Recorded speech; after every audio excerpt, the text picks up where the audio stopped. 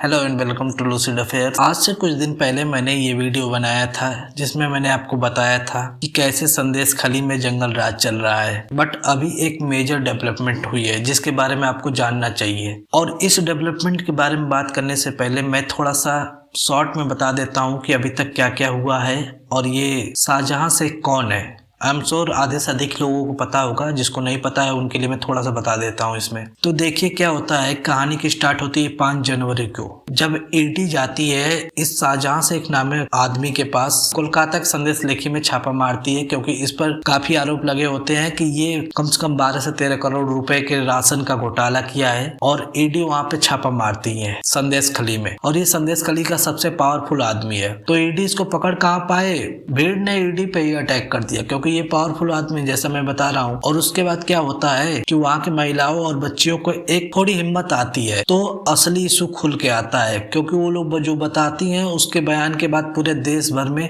इसकी चर्चा है।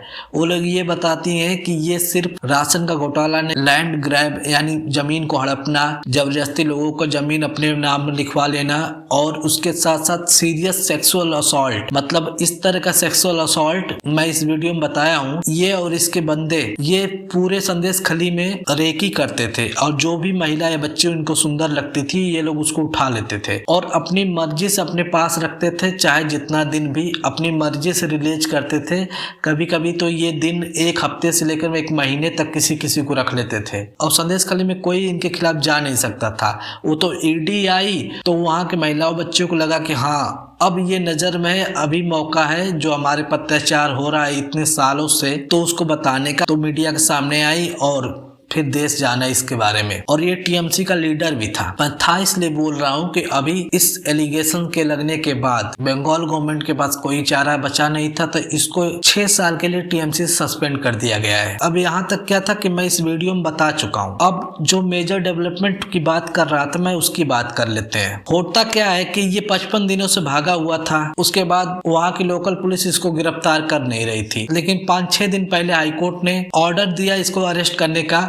फिर विदिन 3 डेज बंगाल गवर्नमेंट ने इसको अरेस्ट कर लिया, और फिर अरेस्ट होने के बाद सीबीआई ने बंगाल हाईकोर्ट में अपना केस पेश किया और इसके कस्टडी की मांग की, जो कि बंगाल हाईकोर्ट ने कल यानी ट्यूसडे को 4:30 बजे तक बोला था बंगाल गवर्नमेंट को कि आप शाहजहां शेख को सीबीआई को हैंड ओवर कर दीजिएगा। लेकिन 4:30 से 7:30 हो गए, सीबीआई को बंगाल गवर्नमेंट ने हैंड ओवर नहीं किया, और सीबीआई को 7:30 बजे खाली हाथ लौटना पड़ा। और उसका रीजन बंगाल गवर्नमेंट ने ये दिया है कि हम लोग सुप्रीम कोर्ट में केस किए हैं, अब सुप्रीम कोर्ट का जो फैसला आएगा वही हम लोग करेंगे। तो आपके मन में अगर यहाँ पे एक क्वेश्चन आ रहा है कि क्या ये लीगल है कि हाई कोर्ट का ऑर्डर टाल देना? अभी तक तो ऐसा ही है कि हाई कोर्ट का जो ऑर्डर है उसके हिसाब से काम हो, फिर आप सुप्रीम कोर्ट में जाइए, फिर सुप्रीम कोर्ट में केस चलेगा, फिर सुप्रीम कोर्ट का जो अंतिम फैसला आएगा फिर उसके हिसाब से काम होगा। लेकिन अभी तो हाई कोर्ट का ऑर्डर था कि इसको सीबीआई को सौंप दिया जाए, तो बंगाल गवर्नमेंट को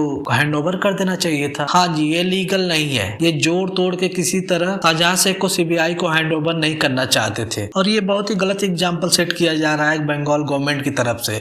ऐसे तो किसी भी स्टेट में किसी भी पर्टिकुलर पार्टी के एक दमदार नेता को बचाने के लिए वो सरकार हाईकोर्ट के ऑर्डर को रिफ्यूज कर सकती है, क्योंकि जुडिशरी के आगे सरकार को झुकना ही पड़ता है, और यही सही भी है। यही हमारा कॉन्स्टिट्यूशन भी कहता है कि हाईकोर्ट का ऑर्डर है तो उसको मानना पड़ेगा आपको। बट यहाँ पर बहुत ही गलत एग्जाम्पल सेट किया जा रहा है बंगाल गवर्नमेंट की तरफ से। और जिस आदमी पे इतना सीरियस एलिगेशंस है, मतलब इस तरह का सेक्सुअल असॉल्ट, 12 से 13 करोड़ का घोटाला, और साथ साथ लैंड ग्रैब, उसको आप बचा रहे हो, उसको आप नहीं हैंड ओवर कर रहे हो, और हाई कोर्ट का आपने इस तरह अपमान कर रहे हो। इससे ये पता चलता है कि बंगाल में सब कुछ सही तो नहीं चल रहा है। जिस पे अगर इस तरह का सीरियस एलिगेशन है उसको आप बचा रहे हो, तो या तो आपको बिलीव है कि वो इनोसेंट है, या तो आपको बिलीव है कि हमारा फॉर्मल नेता था हम इसको बचाएंगे। तो अगर इनोसेंट है तो वैसे ही सीबीआई को कुछ नहीं मिलेगा। अगर इनोसेंट नहीं है और आप ये मानते हो जानबूझ के कि हाँ ये सब एलिगेशन सही है, उसके बाद भी हम इसे बचाएंगे, तो इस इतने बड़े क्राइम में कहीं न कहीं गवर्नमेंट का भी हाथ है। क्योंकि ऐसा तो नहीं हुआ होगा ना कि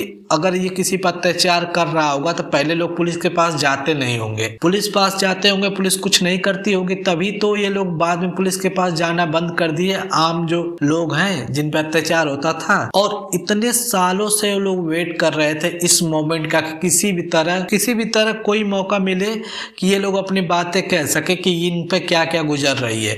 और सोचिए कि कितने साल से ये लोगों पे इस तरह का अत्याचार हो रहा है इसी देश में, और हम लोगों को कुछ नहीं पता है, क्योंकि संदेश खाली में ना ही कोई अरेस्ट होता था, ना ही कोई न्यूज बनती थी। और ये सब बातें 2023 2024 की बात है, ऐसा नहीं है कि काफी पहले की बात है, 90s 80s की बात है, जो बहुत बड़े बड़े पावरफुल लोग रहते थे।